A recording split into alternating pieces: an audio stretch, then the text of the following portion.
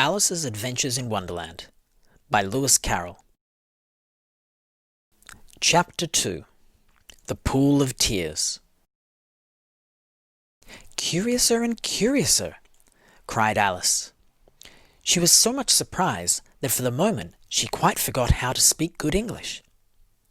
"Now I'm opening out like the largest telescope that ever was. Goodbye feet."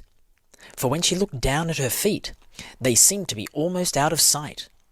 They were getting so far off. "Oh, my poor little feet!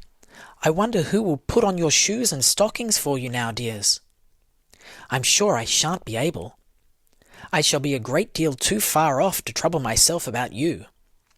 You must manage the best way you can. But I must be kind to them," thought Alice, "or perhaps they won't walk the way I want to go. Let me see. I'll give them a new pair of boots every Christmas." And she went on planning to herself how she would manage it. They must go by carrier, she thought, and how funny it'll seem sending presents to one's own feet, and how odd the directions will look. Alice's right foot, Esquire. Hearthrug, near the fender. With Alice's love. Oh dear, what nonsense I'm talking. Just then her head struck against the roof of the hall.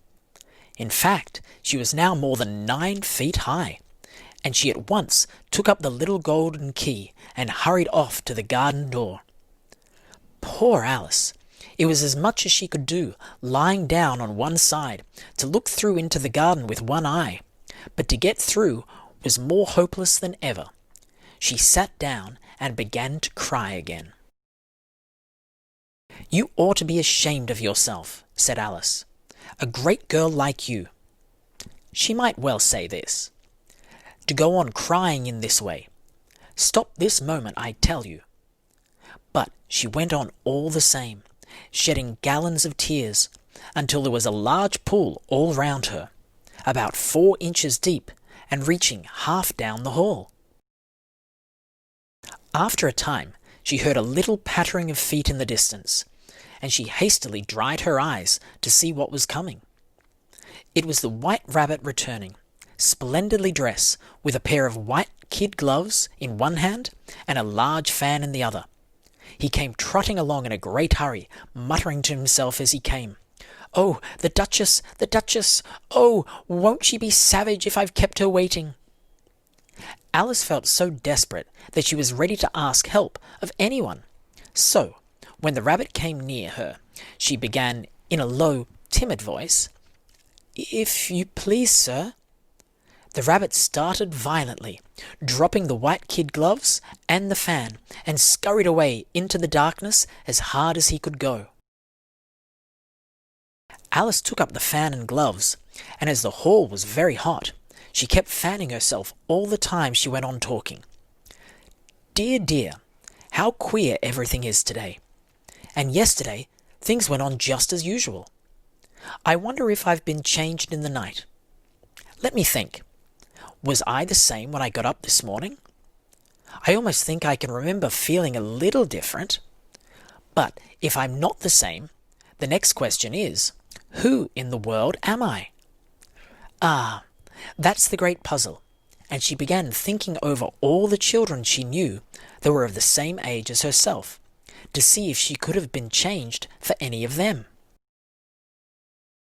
"I'm sure I'm not Ada," she said, "for her hair goes in such long ringlets, and mine doesn't go in ringlets at all.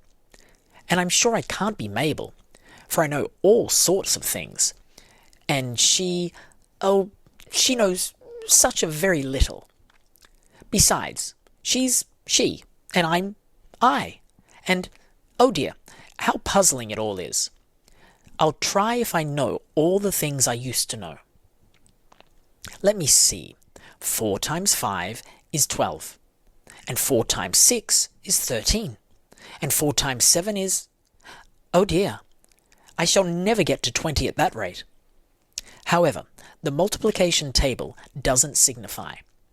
Let's try geography. London is the capital of Paris, and Paris is the capital of Rome, and Rome... No, That's all wrong. I'm certain I must have been changed for Mabel. I'll try and say, how doth the little—" And she crossed her hands on her lap as if she was saying lessons, and began to repeat, but her voice sounded hoarse and strange, and the words did not come the same as they used to do.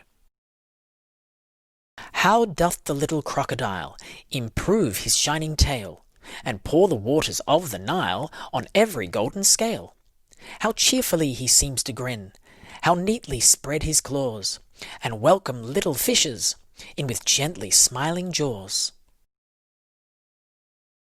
I'm sure those are not the right words, said poor Alice, and her eyes filled with tears again as she went on.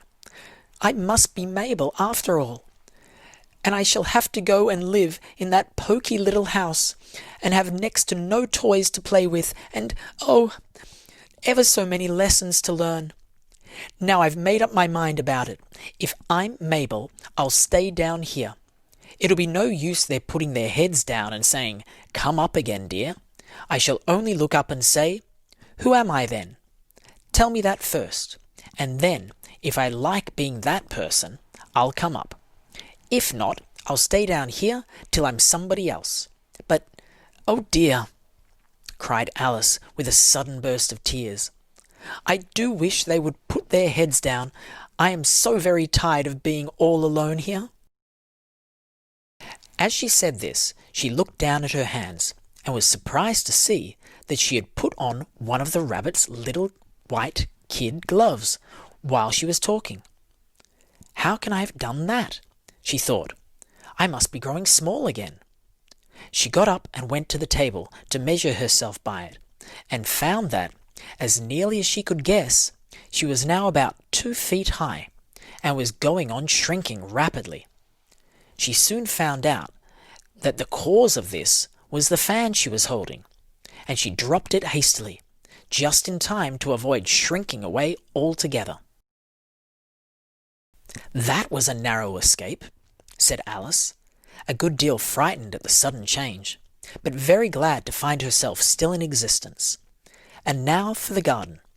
And she ran with all speed back to the little door. But, alas, the little door was shut again, and the little golden key was lying on the glass table as before. "And things are worse than ever," thought the poor child, "for I never was so small as this before, never, and I declare it's too bad that it is." As she said these words, her foot slipped, and in another moment, splash! She was up to her chin in salt water. Her first idea was that she had somehow fallen into the sea, and in that case I can go back by railway, she said to herself. Alice had been to the seaside once in her life, and had come to the general conclusion that wherever you go to on the English coast, you find a number of bathing machines in the sea, some children digging in the sand with wooden spades, then a row of lodging houses, and behind them a railway station. However, she soon made out that she was in the pool of tears which she had wept when she was 9 feet high.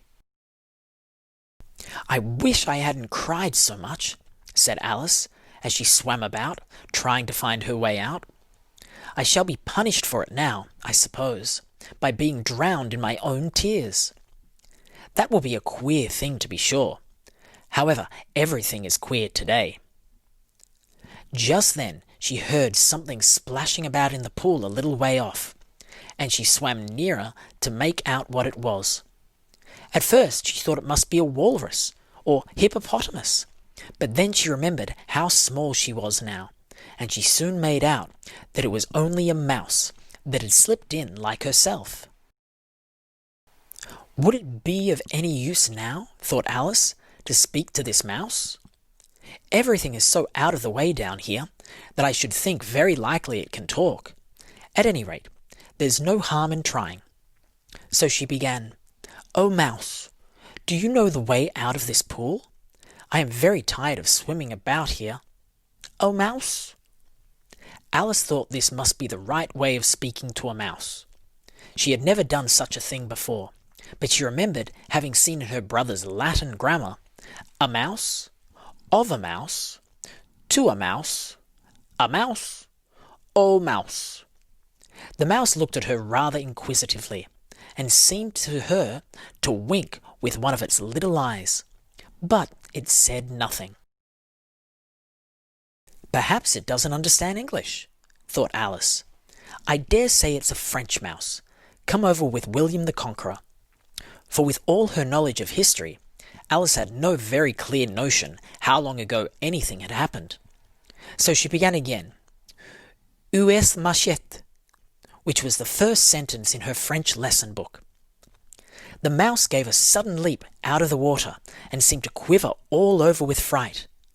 "Oh, I beg your pardon," cried Alice hastily, afraid that she had hurt the poor animal's feelings. "I quite forgot you didn't like cats." "Not like cats!" cried the mouse in a shrill, passionate voice. "Would you like cats if you were me?" "Well, perhaps not," said Alice in a soothing tone. "Don't be angry about it, and yet I wish I could show you our cat Dinah. I think you'd take a fancy to cats if you could only see her. She is such a dear, quiet thing," Alice went on, half to herself, as she swam lazily about in the pool. "And she sits purring so nicely by the fire, licking her paws and washing her face, and she is such a nice soft thing to nurse.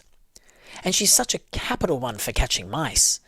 Oh, I beg your pardon," cried Alice again, for this time the mouse was bristling all over, and she felt certain it must be really offended. "We won't talk about her any more if you'd rather not." "We indeed," cried the mouse, who was trembling down to the end of his tail. "As if I want to talk on such a subject. Our family always hated cats. Nasty, low, vulgar things. Don't let me hear the name again." "I won't indeed," said Alice, in a great hurry to change the subject of conversation. Are you fond of dogs?" The mouse did not answer, so Alice went on eagerly. "There is such a nice little dog near our house, I should like to show you. A little bright-eyed terrier, you know, with such long curly brown hair, and it'll fetch things when you throw them, and it'll sit up and beg for its dinner, and all sorts of things. I can't remember half of them, and it belongs to a farmer, you know, and he says it's so useful. It's worth £100. He says it kills all the rats and—" Oh dear," cried Alice in a sorrowful tone. "I'm afraid I've offended it again," for the mouse was swimming away from her as hard as it could go, and making quite a commotion in the pool as it went. So she called softly after it, "Mouse dear, do come back again. And we won't talk about cats or dogs either, if you don't like them." When the mouse heard this, it turned round and swam slowly back to her. Its face was quite pale, with passion, Alice thought, and it said in a low, trembling voice, "Let us get to the shore, and then I'll tell you my history, and you'll understand why it is I hate cats and dogs." It was high time to go, for the pool was getting quite crowded with the birds and animals that had fallen into it. There were a duck and a dodo, a lorry and an eaglet, and several other curious creatures. Alice led the way, and the whole party swam to the shore.